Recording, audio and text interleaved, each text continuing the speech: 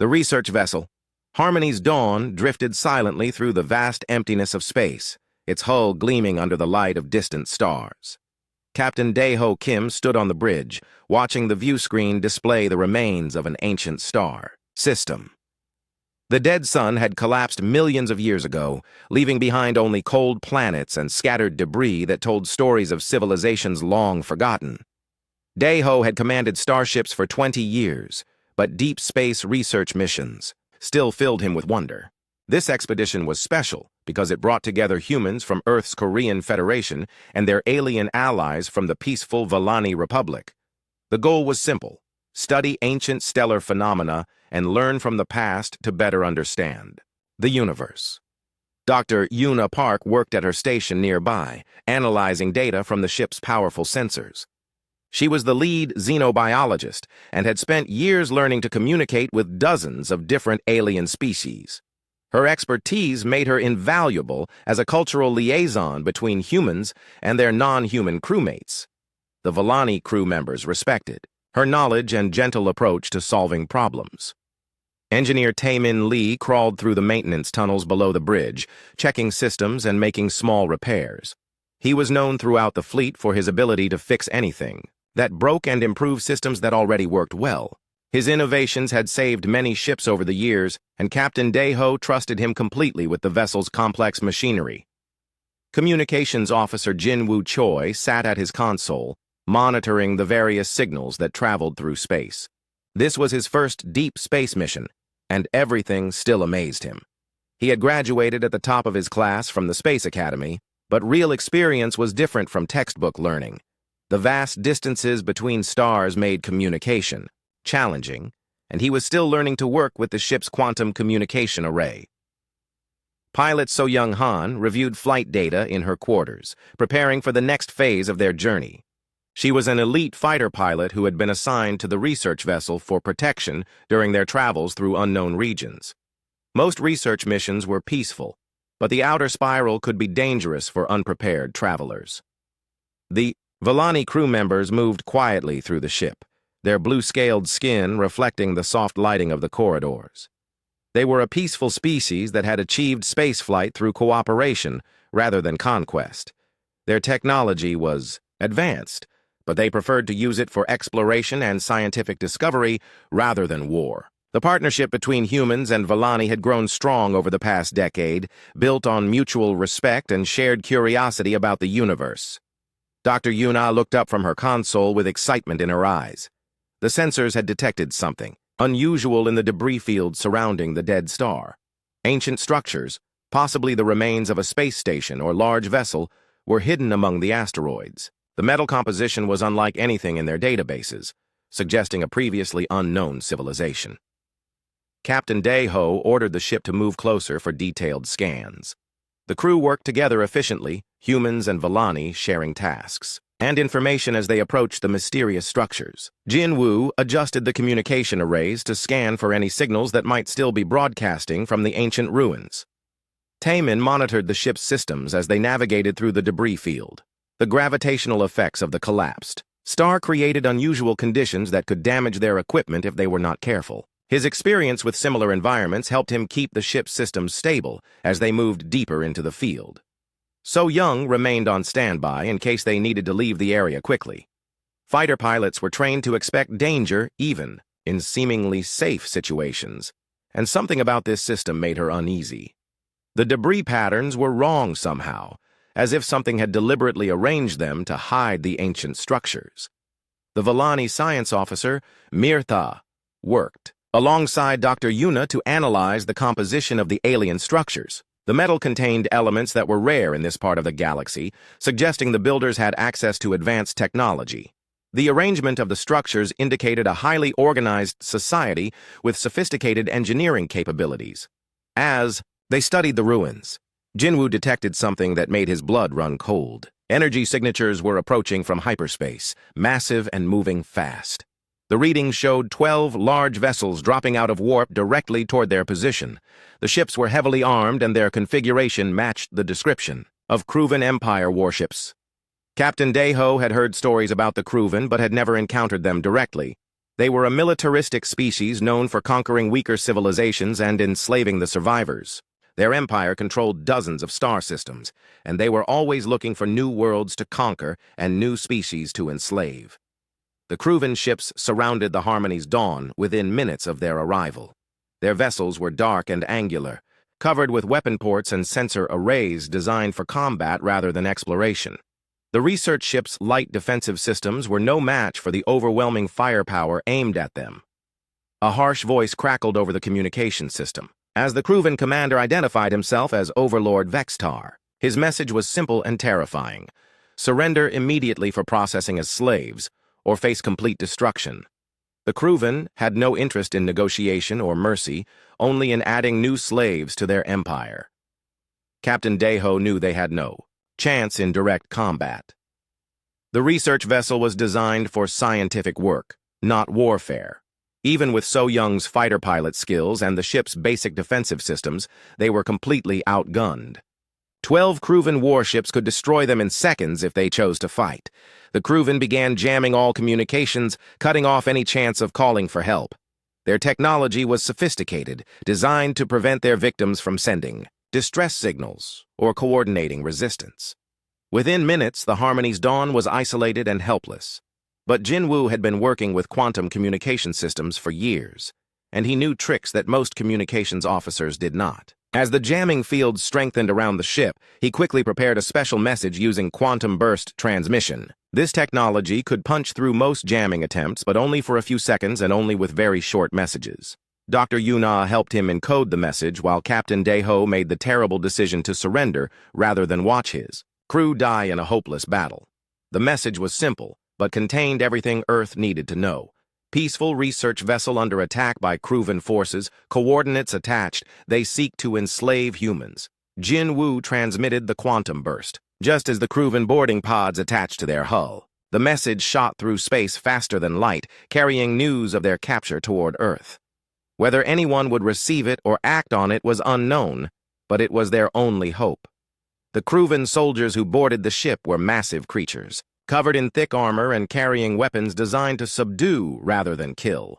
They wanted their new slaves alive and functional, not dead or badly injured. The boarding party moved through the ship with practiced efficiency, separating humans from Villani and beginning the process of cataloging their new acquisitions. Overlord Vextar himself came aboard to inspect the humans personally. He had heard that creatures from Deathworlds made excellent slaves due to their natural resilience and adaptability. Earth was classified as a death world because of its extreme weather, natural disasters, and dangerous wildlife. Humans who survived such conditions would be valuable additions to the Crewven Empire. The Crewven commander looked at Captain Deho and his crew with the calculating gaze of someone evaluating livestock. He explained that humans would be subjected to conditioning processes designed to break their will and make them perfect servants. The Villani would be sold to other parts of the Empire, as their peaceful nature made them suitable for different types of work. As the Crewven soldiers forced the crew into restraints, Dr. Yuna met Captain Deho's eyes. They both knew that their lives as free beings were over, but they also knew that Jinwoo had managed to send the message. Whether it would reach Earth and whether anyone would care enough to respond remained to be seen. The Harmony's Dawn was taken under tow by the Crewven fleet, its crew now prisoners facing an uncertain future in the depths of the Crewven Empire. The ancient ruins they had been studying were left behind, forgotten once again as the warships jumped to hyperspace, carrying their human cargo toward a fate worse than death. 3 weeks after the Harmony's Dawn disappeared, the quantum burst message finally reached the Sol system. The signal was weak and distorted from its long journey through space, but the automated receivers at the Korean Space Defense Command detected it immediately. The message was flagged as priority and sent directly to Admiral Hyun-Soo Yoon's office. Admiral Yoon had commanded the Korean Space Defense Forces for 15 years. He was a veteran of the corporate wars, the brutal conflicts that had nearly destroyed human civilization before the various Earth governments learned to work together. His weathered face showed the strain of decades spent protecting humanity from both internal and external threats. The decoded message appeared on his screen, and Admiral Yoon read it 3 times before the full meaning sank in. a peaceful research. Vessel crewed by humans and aliens had been attacked by Crewven forces. The attackers sought to enslave the human crew members. The implications were staggering because this suggested that humans were being specifically targeted by an alien empire. Admiral Yoon immediately called an emergency meeting of his senior staff. General Mi Young Kong arrived first, her sharp eyes already analyzing the tactical implications of the situation. She commanded the Special Operations Division and had extensive experience with deep space rescue missions. Her reputation for getting results in impossible situations made her invaluable in crisis situations. Captain Woo Jin Park entered the conference room moments later. He was an elite fleet commander with an impressive record of victories against pirates and raiders in the outer systems. What made this situation personal was that Dr. Yuna Park, the xenobiologist mentioned in the message, was his younger sister. His jaw tightened as he read the message details. Intelligence Chief Dong Hwan Seo was the last to arrive, but he brought with him a collection of data files that would change everything. His intelligence network had been monitoring Crewven Empire activities for years, and he had been building a disturbing picture of their expansion methods. The attack on the Harmony's Dawn was not an isolated incident. Chief SEO spread holographic displays across the conference table, showing star charts, marked with red zones indicating Crewven Empire territory. Over the past 5 years, 17 ships from various species had disappeared in regions near Crewven space. Most were research vessels, mining ships, or small colonies with limited defensive capabilities. The pattern became clear as Chief So explained his findings. The Crewven Empire was systematically targeting crews from what they called Deathworlds, planets with extreme conditions that produced exceptionally resilient inhabitants. Earth qualified as a death world because of its violent weather patterns, seismic activity, dangerous wildlife, and hostile environment that constantly challenged human survival. Admiral Yoon listened as his intelligence chief described how the Crewven had been studying human capabilities for years. They had observed human colonies, monitored human ships, and analyzed human behavior during crisis situations. What they discovered was that humans possessed qualities that made them ideal slaves: adaptability, problem-solving skills, physical resilience, and an unusual ability to function effectively under extreme stress. General Kong pointed out the tactical implications of the situation. If the Crewven were specifically hunting humans for enslavement, then every human ship, colony, and research station in the outer systems was at risk. The attack on the Harmony's Dawn was likely just the beginning of a larger campaign to harvest human slaves for the Crewven Empire. Captain Park requested permission to take a rescue fleet immediately to search for his sister and her crewmates. His emotional investment in the situation was obvious, but Admiral Yoon knew that personal motivation often produced the best results in impossible missions. However, the scope of the threat required a response far beyond a simple rescue operation. Chief CEO revealed the most disturbing intelligence last. According to his sources within various alien governments, the Crewven Empire had been making inquiries about human psychology, human social structures, and human military capabilities. They were not just planning to enslave individual humans. They were preparing for a systematic campaign to enslave large numbers of humans for use throughout their empire. Admiral Yoon made a decision that would change the course of galactic history. Instead of mounting a limited rescue operation, he activated the Terra Protection Accords, the treaty signed after the corporate wars that promised unified human response to any external threat targeting human civilians. Every human government, regardless of political differences, was bound by this treaty to respond with full military force. The Admiral's first call was to the United Nations Defense Council, followed by calls to the American Space Command, the European Star Navy, the African Federation Fleet, and the Asian Alliance Defense Force. Within 6 hours, every major human military leader was participating in an emergency conference that spanned the entire Sol system. The response was immediate and unprecedented. The various human governments, which had spent decades arguing over trade routes, mining rights, and territorial disputes, unanimously agreed to set aside all political differences. The enslavement of humans by an alien empire was an act of war. Against all humanity, General Kang was tasked with coordinating the military response. Intelligence reports indicated that the Kruven Empire controlled 47 star systems and possessed a fleet of over 2,000 warships. A conventional rescue mission would be suicide, but humanity had never been known for conventional responses to impossible situations. Captain Park was given command of the Advanced Reconnaissance Force, tasked with locating the captured research vessel and gathering intelligence on Kruven military capabilities. His personal connection to the mission made him the perfect choice to lead the effort, and his tactical skills were exactly what the situation required. Chief Seo began coordinating, with intelligence services from every human government. The combined intelligence network of humanity was vast and sophisticated, with assets throughout the galaxy. Within days, they were receiving detailed reports on Kruven fleet movements, supply lines, communication networks, and military installations. The Korean battle fleet was designated as the core of the human response force. Their reputation for tactical brilliance and absolute ruthlessness in defending human interests made them the natural choice to lead the operation. Other human fleets would provide support, specialized capabilities, and overwhelming numerical superiority. Admiral Yoon found himself commanding the largest military fleet ever assembled by humanity. 847 vessels from every human nation were being organized into a single devastating force. The fleet included everything from massive battleships to small scout vessels, with specialized ships for electronic warfare, medical support, and deep space operations. The logistical challenges were enormous, but human organizational capabilities proved equal to the task. Supply ships moved between the various fleets, transferring ammunition, spare parts, and personnel to create a unified fighting force. Communication networks were established to coordinate operations across vast distances. What surprised the other spacefaring species was how quickly humanity mobilized for war. Most alien civilizations required months or years to organize large military operations, but humans accomplished the task in less than 2 weeks.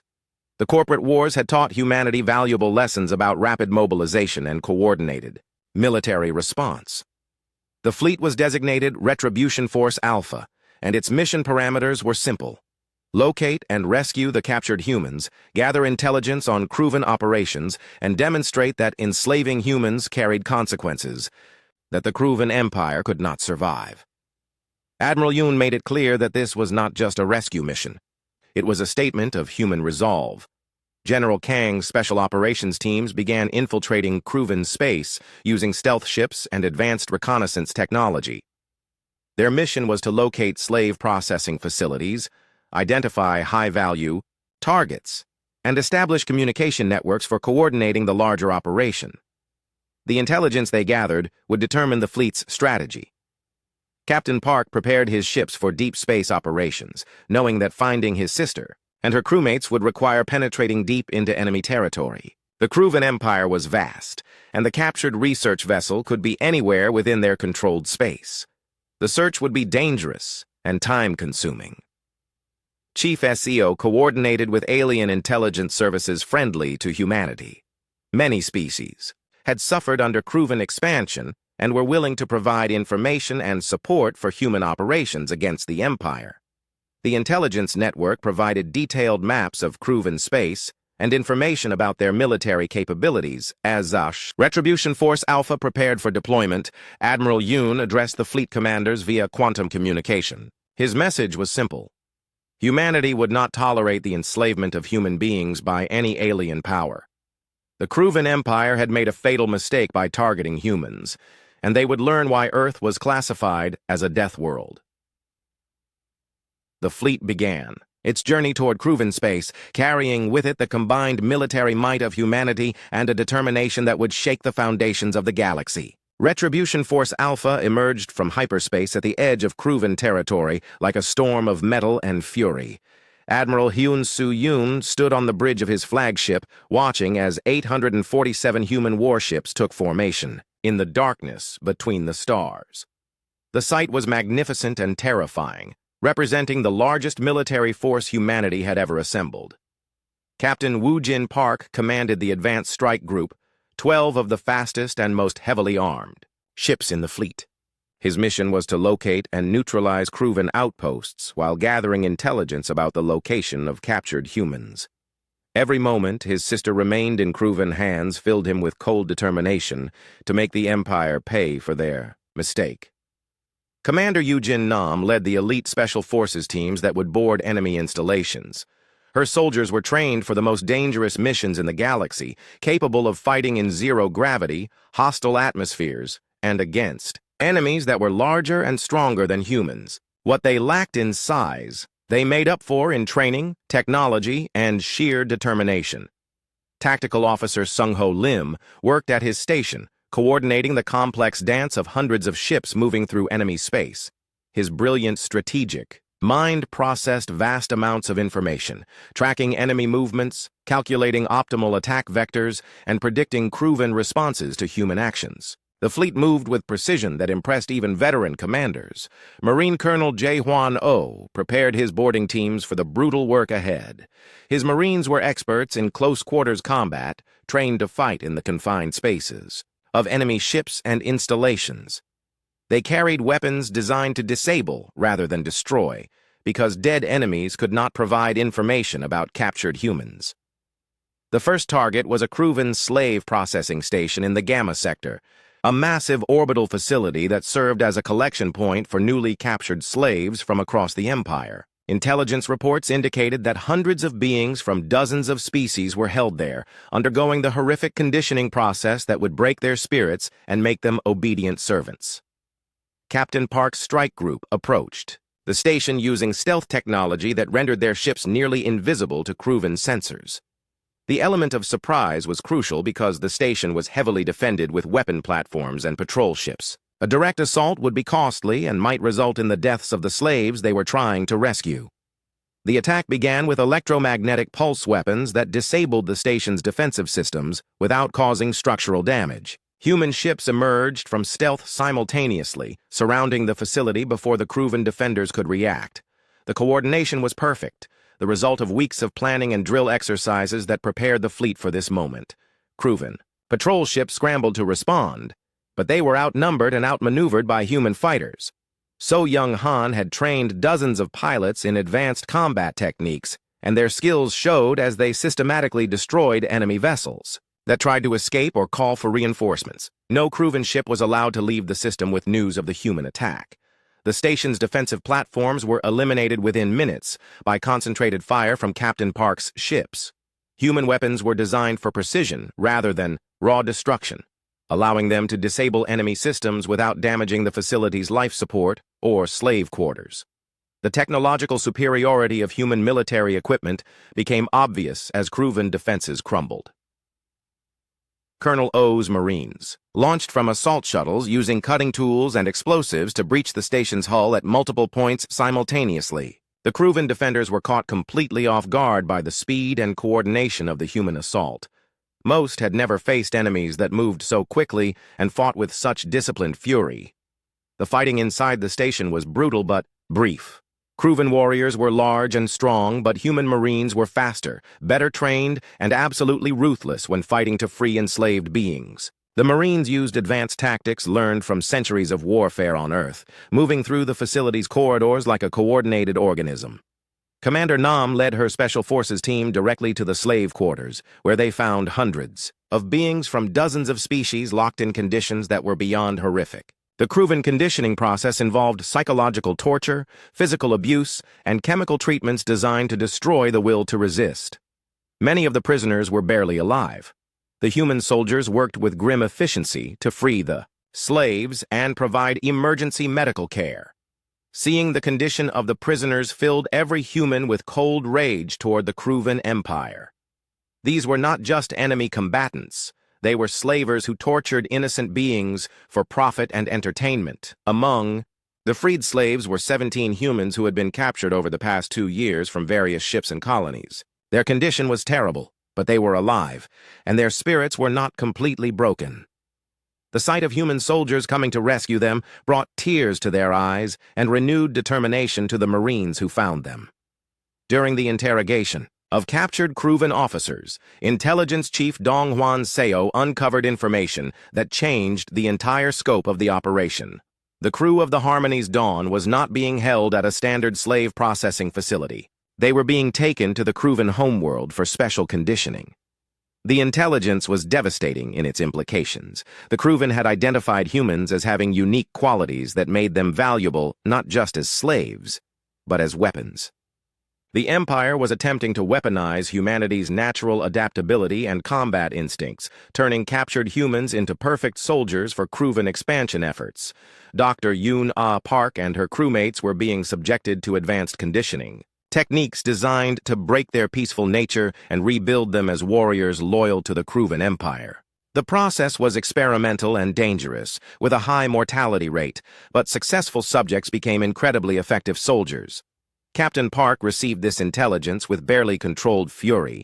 His sister was not just being enslaved. She was being tortured and brainwashed in an attempt to turn her into a weapon against her own species. The personal nature of the conflict now extended to every human in the fleet, as they realized what the Kruven intended for their people. Admiral Yoon made a decision that would echo through galactic history. The human fleet would not just rescue their captured people and withdraw. They would systematically dismantle the entire Kruven Empire, freeing every slave and destroying every facility involved in the slave trade. The Kruven had declared war on humanity by their actions, and humanity would respond with overwhelming force. The psychological impact of the successful assault on the slave processing station rippled through Kruven space as news of the attack spread. The Empire had never faced an enemy that refused to negotiate or accept tribute.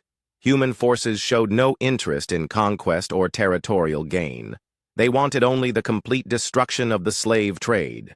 Human ships began appearing throughout Kruven territory, striking supply convoys, communication relays, and military installations with devastating effectiveness. The tactics were unlike anything the Kruven had encountered before, combining advanced technology with strategies learned from millennia of warfare on the most dangerous planet in the galaxy. The fleet's psychological warfare division began broadcasting messages throughout Kruven space, listing every atrocity committed by the Empire and naming every species that had been enslaved. The broadcasts were not threats, but simple statements of fact, followed by a promise that justice would be served for every crime committed.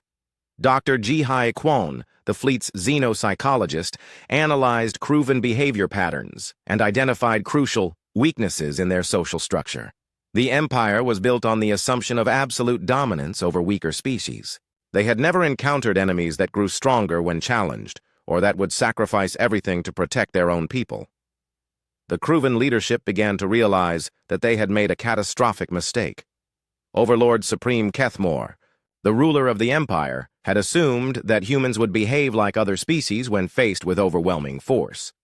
He expected them to negotiate, offer tribute, or simply accept the loss of a few individuals to avoid larger conflict.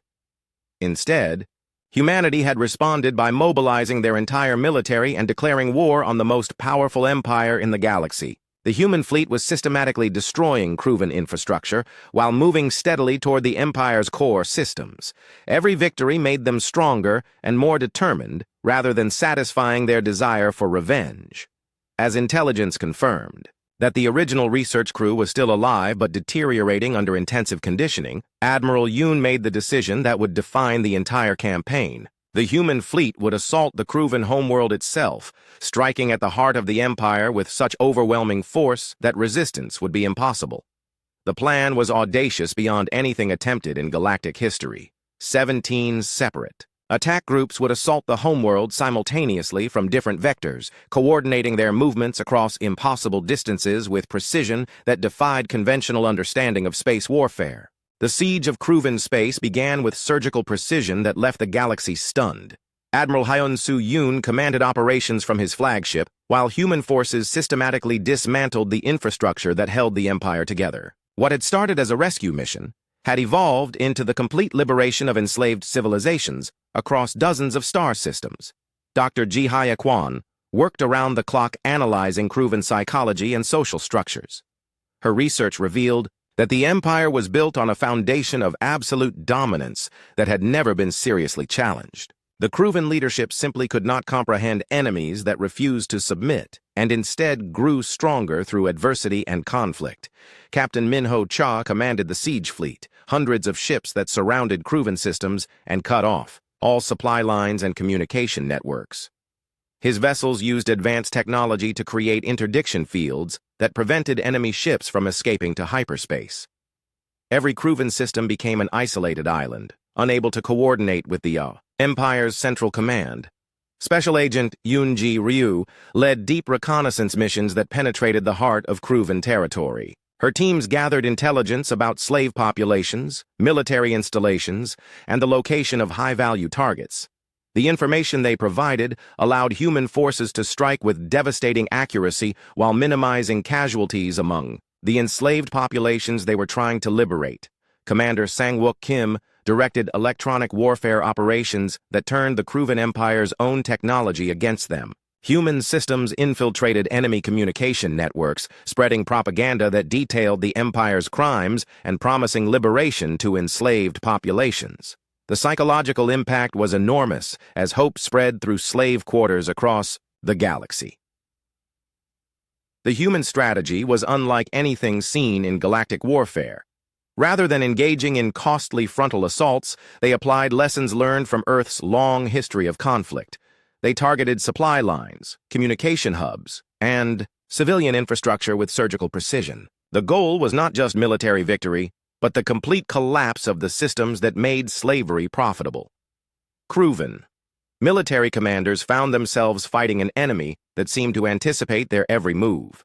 Human intelligence networks had penetrated every level of the Empire, providing real-time information about enemy plans and capabilities. The technological superiority of human equipment became obvious as Crewven forces were consistently outmaneuvered and outfought. The liberation of slave camps across Crewven territory revealed the true horror of the Empire's operations. Millions of beings from hundreds of species had been captured, tortured, and forced into servitude. The conditions were beyond anything human forces had imagined, and the sight of the liberated slaves hardened their resolve to see the Empire completely destroyed. Each freed slave camp provided new intelligence about Crewven operations and the location of other facilities. The Empire's record-keeping was meticulous, documenting every captured being and their assigned work locations. This information became a roadmap for human forces as they systematically freed every enslaved population in Crewven space. The psychological warfare campaign intensified as human broadcasts reached every corner of the Empire. The messages were simple but devastating. The Crewven Empire's crimes were documented, justice was coming, and no slave camp would be overlooked. The broadcasts were transmitted in hundreds of languages, ensuring that every enslaved species understood that liberation was at hand. Dr. Kwan's analysis revealed a crucial weakness in Crewven society that human forces could exploit. The Empire's leadership had built their power on the assumption that they were the dominant species in the galaxy. When faced with an enemy that consistently defeated them, their authority began to crumble as subordinate species questioned Crewven superiority. Rebellions began breaking out in systems where Crewven control had been weakened by human attacks. Enslaved populations that had been passive for generations suddenly found the courage to resist when they saw their captors being defeated by the human fleet. The Empire faced internal collapse as well as external pressure. The Crewven leadership made increasingly desperate attempts to negotiate with human forces. Overlord Supreme Kethmore offered to return the captured research crew in exchange for a ceasefire, but Admiral Yoon's response was simple. Complete surrender and the liberation of every slave in the Empire was the only acceptable outcome. Negotiations revealed the fundamental difference between human and Crewven thinking. The Empire's leaders could not understand why humans would sacrifice so much to save a few individuals. They failed to grasp the concept of species loyalty that made every human worth protecting regardless of cost or risk. Intelligence reports confirmed that the crew of the Harmony's Dawn was being held at a special facility on the Crewven homeworld. The conditioning process they were undergoing was experimental and designed to turn peaceful humans into perfect weapons for the Empire's use.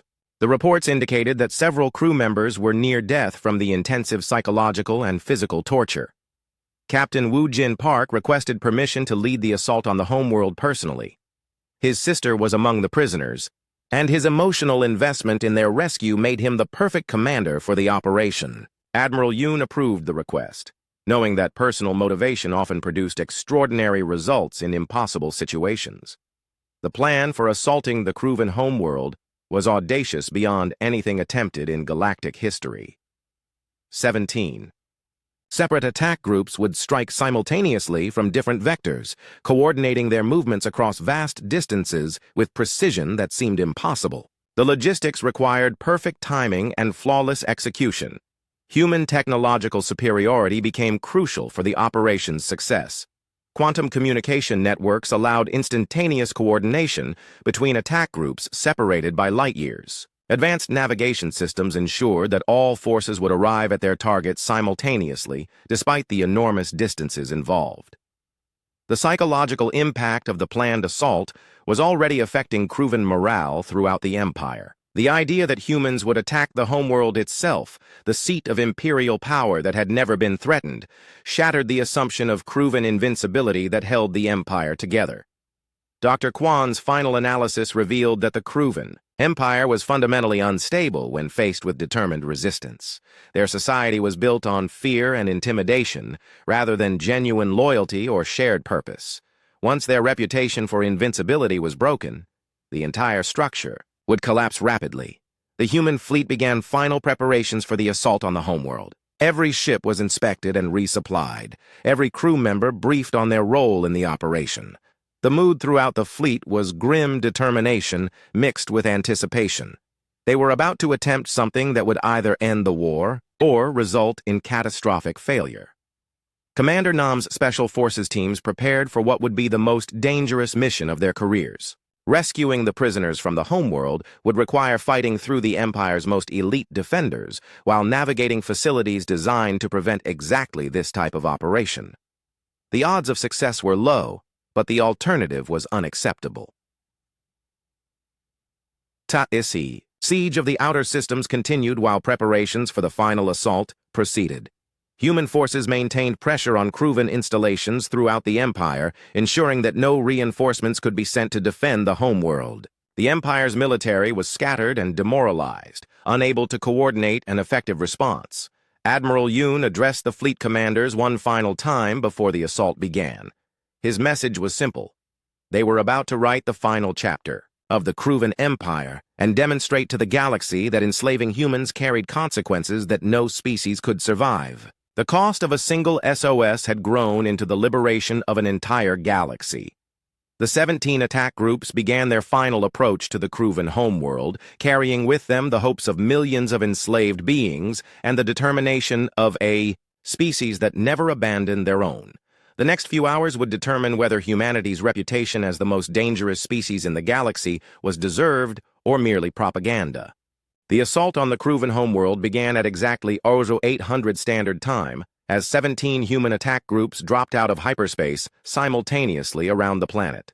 The coordination was perfect, the result of weeks of planning and the most sophisticated communication technology in the galaxy.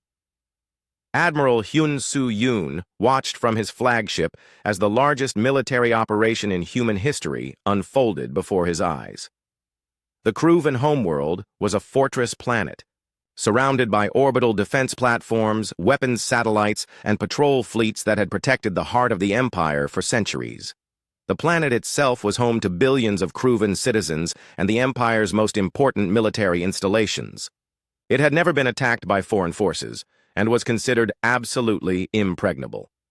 Captain Woo Jin Park led the primary assault group directly toward the planet's main orbital facilities. His ships moved with deadly precision, their weapons targeting the massive defense platforms that protected the planet's surface.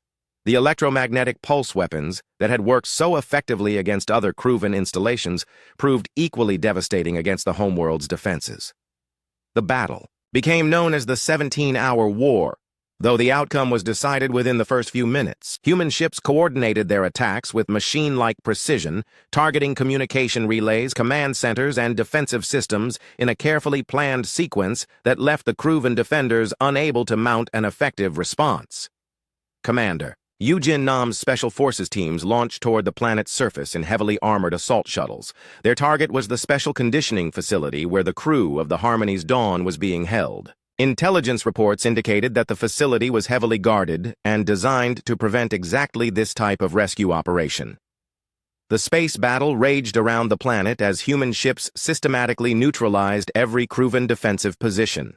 The technological superiority that had been evident throughout the campaign was overwhelming at close range. Human weapons were more accurate, human shields stronger, and human tactics more sophisticated than anything the Kruvan could match. Overlord Supreme Kethmore watched the destruction of his empire's defenses from his palace on the planet's surface. The sight of human ships swarming through his supposedly impregnable defensive network filled him with disbelief and growing terror. The species he had dismissed as weak and easily enslaved was systematically destroying everything he had built. The conditioning facility was located deep underground beneath the Imperial Palace complex. Commander Nam's teams fought their way through multiple security checkpoints, facing the Empire's elite guards in close-quarters combat. The Kruvan warriors were larger and stronger than humans, but human training and technology proved superior. Captain Daeho Kim and his surviving crew members were found in the facility's deepest levels, confined in cells designed to break their spirits and remake them as weapons for the Empire. The conditioning process had been brutal, but the human prisoners had supported each other and maintained their sanity through the worst of the torture. Dr. Yuna Park was barely conscious when her brother's Marines found her, but she recognized Captain Park's voice immediately. The reunion between the siblings became a symbol that was broadcast throughout human space, reminding everyone what they were fighting for. The sight of the rescued prisoners renewed the determination of every human in the fleet. The rescue teams worked quickly to evacuate the prisoners while the battle continued above them. Medical personnel provided emergency care for crew members who had suffered weeks of physical and psychological torture. The condition of the prisoners filled every human soldier with cold rage toward the Empire that had inflicted such suffering. Engineer Taemin Lee had used his technical skills to sabotage the facility's systems from within, making the rescue operation easier than it might have been. His innovations and problem-solving abilities had saved lives even while he was a prisoner. Communications Officer Jin Woo Choi had maintained detailed records of their captivity that would later serve as evidence of Kruvan war crimes. Pilot So Young Han had refused all attempts at conditioning, maintaining her defiant attitude despite weeks of torture. Her resistance had inspired the other prisoners and demonstrated the human spirit that the Kruvan could never break. The sight of human soldiers coming to rescue them proved that their faith in their species had been justified.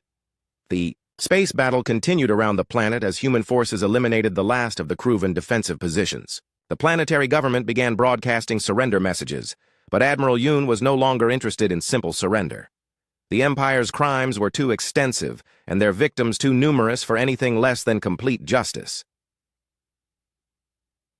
The Kruvan military command structure collapsed as communication networks were destroyed and command centers eliminated. Individual ship commanders found themselves isolated and outnumbered, facing human forces that showed no mercy to slavers and war criminals. The Empire's fleet was systematically destroyed or captured. Rebellions broke out on planets throughout. Kruvan space as news of the homeworld's fall spread through the Empire. Enslaved populations that had been passive for generations suddenly found the courage to rise against their captors. The psychological impact of human victory was as devastating as the military defeat. The crew of the Harmony's Dawn was evacuated to Admiral Yoon's flagship, where they received medical care and debriefing. Captain Daeho Kim's testimony about their captivity and the Empire's slave conditioning programs provided crucial evidence for the war crimes tribunals that would follow. Overlord Supreme Kethmore was captured alive as human forces secured the Imperial Palace. His capture marked the official end of the Kruvan Empire and the beginning of justice for millions of enslaved beings. The sight of the once mighty Emperor in human custody demonstrated the complete reversal of power in the galaxy. The liberation of the homeworld revealed the true scope of the Empire's crimes. Massive slave quarters beneath the planet's surface held millions of beings from hundreds of species. The documentation found in Imperial archives detailed centuries of conquest, enslavement, and genocide that shocked even human forces who had seen the worst of the Empire's operations. Dr. Ji-Hai Kwan coordinated with liberated populations to establish temporary governments and provide humanitarian aid. The collapse of the Empire left a power vacuum that needed to be filled carefully to prevent chaos and further suffering. Human forces worked to ensure a peaceful transition to freedom for all liberated species. The final surrender of Kruvan forces came exactly 17 hours after the assault began. The empire that had dominated dozens of star systems and enslaved millions of beings was completely destroyed in less than a day. The speed and completeness of the victory sent shockwaves throughout the galaxy.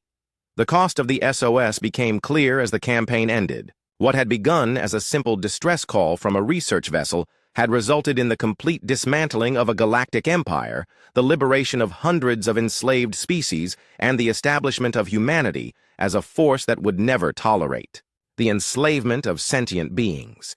The galaxy learned a crucial lesson about humanity. They were a species that would sacrifice everything to protect their own and would never give up when their people were threatened. The peaceful researchers and explorers who sought knowledge and cooperation were also the children of a death world that had forged them into the most dangerous beings in the galaxy when provoked. Captain Daeho Kim returned to command of a new research vessel, but now under the protection of a permanent human fleet presence in the outer spiral. The crew of the Harmony's Dawn resumed their scientific work, but their experiences had changed them. They carried with them the knowledge that their species would move heaven and earth to protect them. The story concluded with Captain Kim recording a message for the Galactic Database. His words were simple, but carried the weight of human conviction. Humanity sought knowledge, peace, and cooperation with all sentient species. However, any attempt to enslave humans or those under human protection would result in consequences that no empire could survive. The message ended with a warning that echoed throughout the galaxy. Earth was classified as a death world for good. Reason and its children were the most dangerous beings in the universe when their family was threatened. The Kruvan Empire had learned this truth too late, but their fate served as a permanent reminder to any species that might consider threatening humanity. The rescued crew of the Harmony's Dawn became living symbols of human determination and the price of underestimating a species that never abandoned their own. Their rescue had cost the complete destruction of an empire, but humanity considered it a price worth paying to protect their people and establish a galaxy where freedom was more valuable than conquest.